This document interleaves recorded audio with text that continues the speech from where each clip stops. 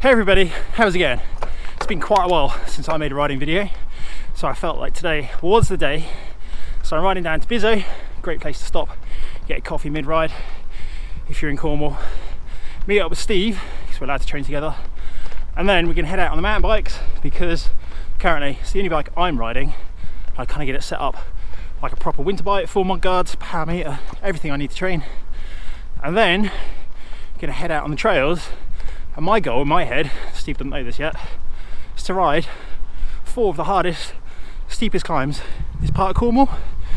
Now I know that some of them are actually almost impossible to ride in certain conditions, so I'm hoping that it's not going to be too bad today.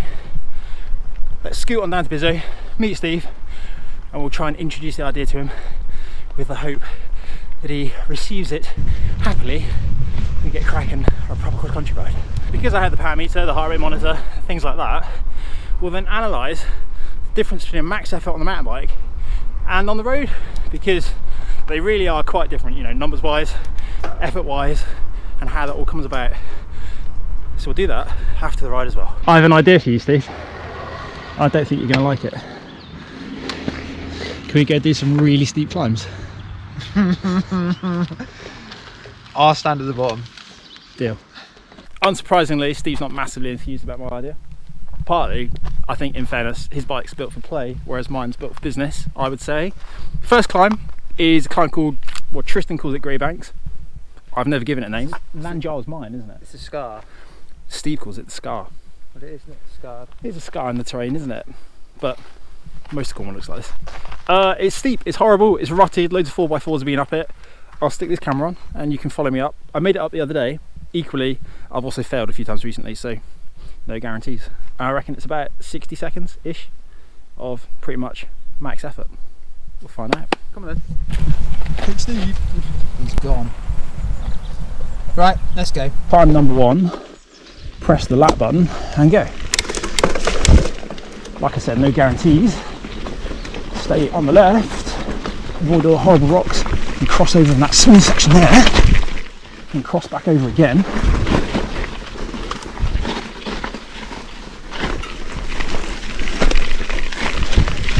Suspension open in a 34-50 ring.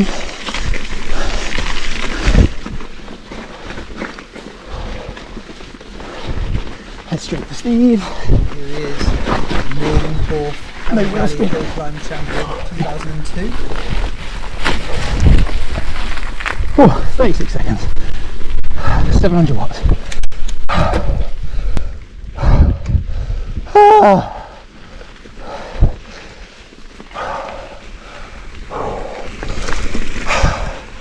Well, that's great.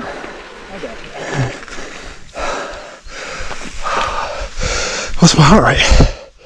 300 and... heart rate says warm up.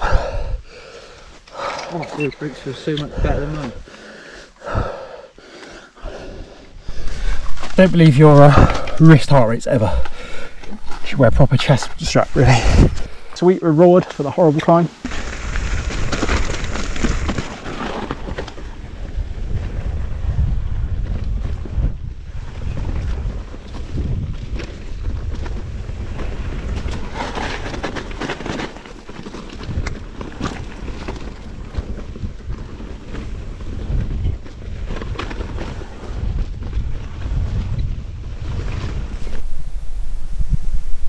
Climb number 2 is my all-time nemesis at the moment. I used to make it up here quite regularly, but motorbikes and, I don't know, other off-road vehicles have been up and down it, and I've not made it up here the last few times. So I imagine today's going to be much more of the same. As you can see, it's pretty rocky. It goes up in stages. There's 4 different stages. It's a little bit longer than the other climb. The other one was a little bit shorter than I expected. Steve doesn't look too enthused again.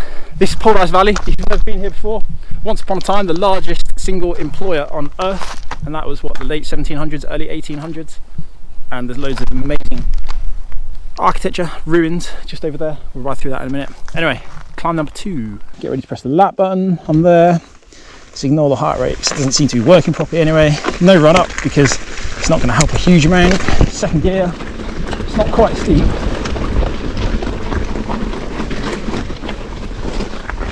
Alright, well that's better already.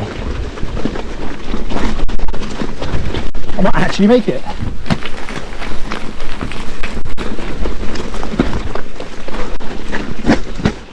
Oh, right, just the final step. It's 800.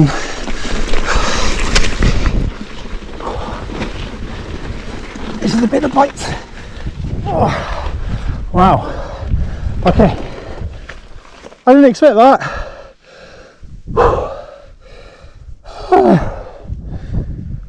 Wow. Oh, I made up with that.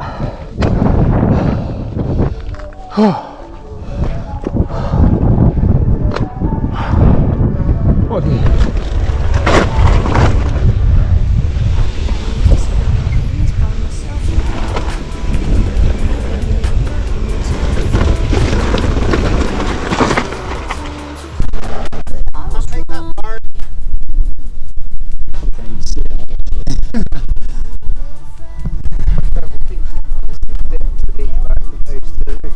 Slight change of plan. Just spent the last half an hour on the road, much to Steve's disgust. Just about brought a road bike. Just as well brought a road bike. But so Blue Hills, which is in the dip down there, not going to make it. Not enough time, not enough hours in the day right now for this moment in time. But they are two of the worst climbs, and they will be in the next part of this video. Right now, we get up the beacon.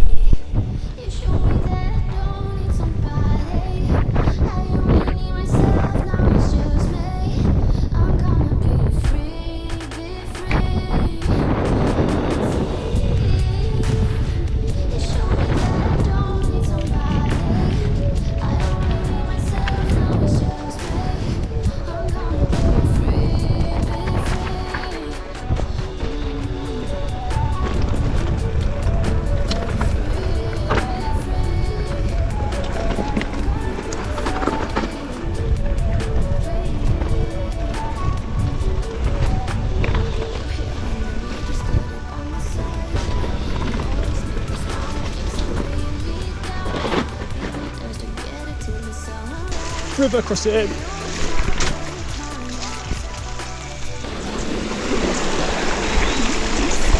Dropping Steve off. Bye Steve. Bye bye. Goodbye. And I'll resume this sometime next week. When I'm fresher. Yeah. Do you want to come out early one morning and do it? When I'm fresh and we ride mountain bikes, not bikes on the road. He's clearly not impressed, is he? Attempt number 2. This is Blue Hills. I'm sheltered behind a little wall because it's mega windy, and I have a little help today. That is Tristan underneath all of those clothes. Let me just show you exactly how windy it is out here. Don't know if you can hear that or not, but it's blowing a proper gale. So the climb is just up behind me, and the other climb is up behind the camera. I'm going to do this one first. It's going to be a headwind on this climb, and then that one's going to be a little bit more sheltered. And then if they both go well, we've got a bonus one up and over the other side, which is a flight of steps from the Driftwood Spa. Here we go then, press the lap button. Day 2 climb, number 1 or number 3.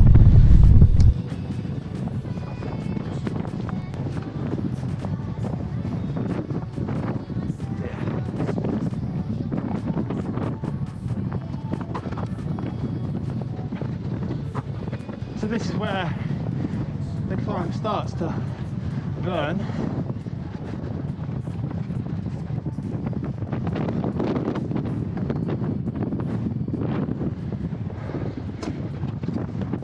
The worst, most technical bit is around the corner here.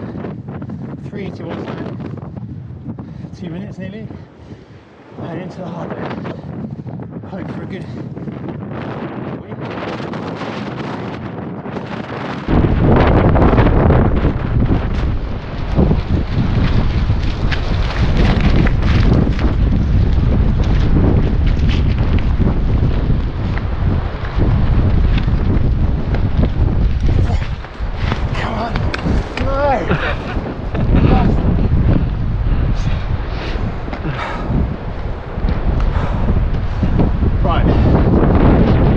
Do it again.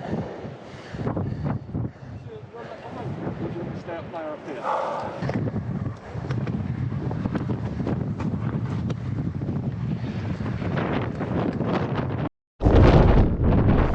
Attempt number 2. going to do the last bit because see if we can clear it. A little bit more speed. Over to the right. Come on. It's slippery. I haven't got any grip. Oh. Right, Tristan says one more go. I can't go any faster than that in that section. Here we go. This is it. I'm gonna do it.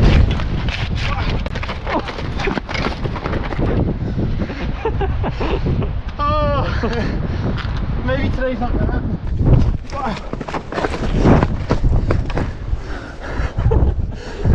Oh, maybe today's not gonna happen. I'm going to give up on that one for today. Just can't do it. But I have footage of me doing it on this bike in the summer when either I was fitter or just better on a bike. So enjoy these next few seconds. We're going to go find the next one.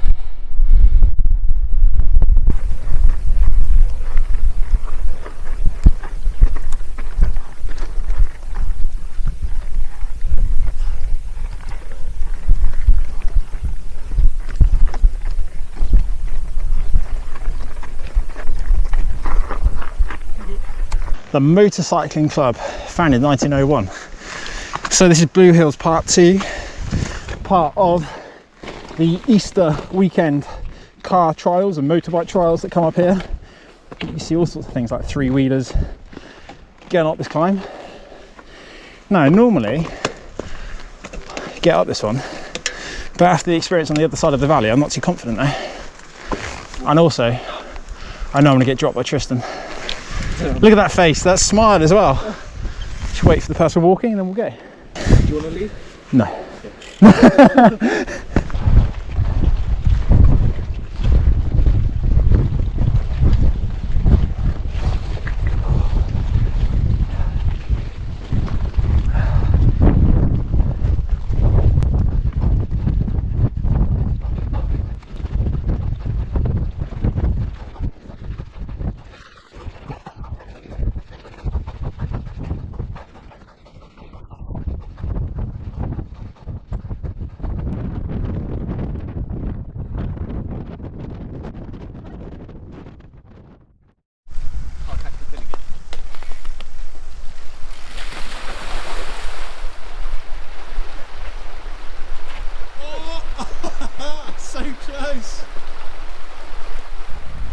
And so close to tumbling back down as well.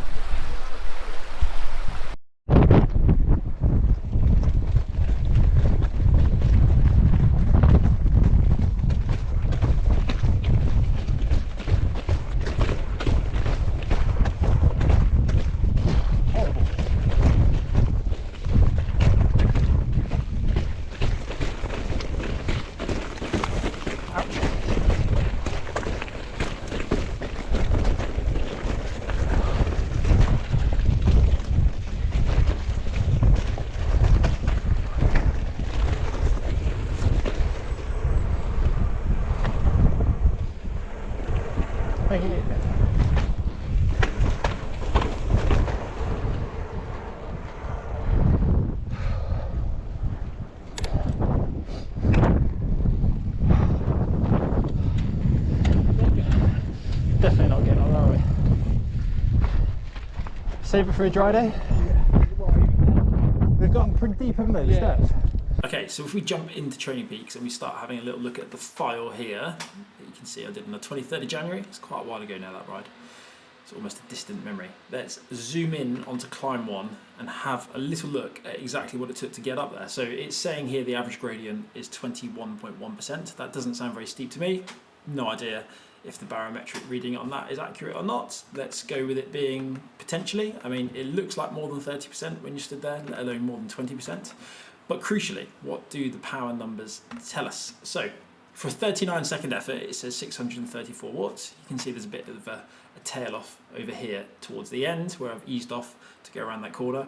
Heart rate data on this one, as we know, is completely irrelevant. It didn't really work at all, did it? So 634 watts for 39 seconds. It's actually not that hard at all. I mean, relatively speaking, could do almost double that power for that sort of duration, yet this felt like a genuine max effort.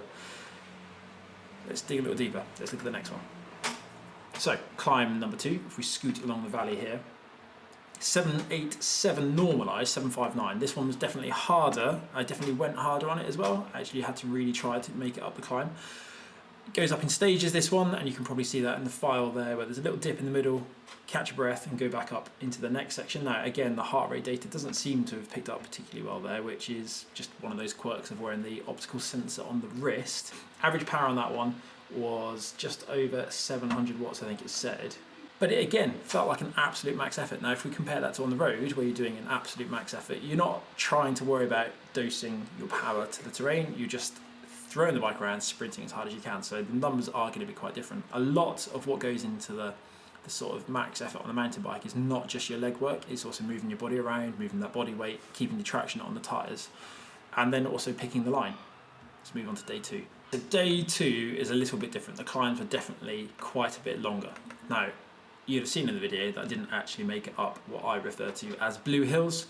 For whatever reason, I'm not sure if it was the wind, physical ability on the day, couldn't do it. I've done it before. You've seen in the video also there actually that I've completed it, but I just couldn't get it together on that day, which again shows that it's not just about the physical power that you put out into the bike. So for that full 2-minute 15 climb, only averaged 394 watts. Yet I genuinely couldn't have gone any harder. If we zoom in on the last 20 seconds of that, again, the power actually really isn't high at all. It's only 505 watts for 20 seconds, which, well, that's almost a third of what is possible on the road on a really, really good day. It's it's a huge difference to a max effort on the road. You know, you're breathing as hard as you can on the mountain bike. You're trying to weave around all these little rocks, trying to pick your line accurately. Your cardiovascular system is working overload. Every muscle in your body is engaged and recruited in the same way as it is when you're doing sprints on the road. But yet you can clearly see that that effort isn't coming out onto the bike, into the tyres, into the terrain. And I think one of the biggest differences between road riding and mountain biking, and the riders that are good at the disciplines, is mountain bikers, really good mountain bikers, are able to achieve a higher percentage of their road potential on the mountain bike. If you watch the top riders in the world, they seem to find traction in places where the other riders can't. Presumably that means they're not wasting energy. Presumably that means they're more efficient. And if they're more efficient, they're able to go faster for longer. And that's what makes them successful. Here we go, climb number 5. You can see just as I fell there, I did make it up a little bit further. 19 seconds at 720 watts. So obviously trying harder did seem to help, meaning that actually you do need quite a bit of power off-road as well. However, still wasn't quite enough to make it up the climb. And then if we look back at the other side of Blue Hills, the more traditional trial side where they use the car event, where they use the trail for the car events, only 418 watts for 2 minutes, which really is a long way down from the 780 I think roughly that I've done on the road for 2 minutes. And that again goes to show that, okay, it's not a max effort as in physical performance wise, but it is a genuine max effort to make it up these climbs. I knew Tristan was going to drop me, slightly annoyingly. Maybe in the summer I can get some revenge on him. So yeah, the big difference really is that you're using so much more of your body, meaning that you have to be quite a bit fitter to ride off-road, I think personally, though the fitness is very different. Maybe the problem is that my fitness to riding mountain bikes isn't as specific as I might like it to be. Maybe that's an area that I can work on in the future. That's it for today. I am going to leave you with the windiest section of trail that I've ridden in a while. That second day was unbelievably windy, and it got worse and worse as the day went on, and you'll notice that I barely even make it to the top of the beacon. Anyway, thank you for watching. Thumbs up, subscribe, that would be amazing. Leave a comment, and I'll see you all again out on the road soon.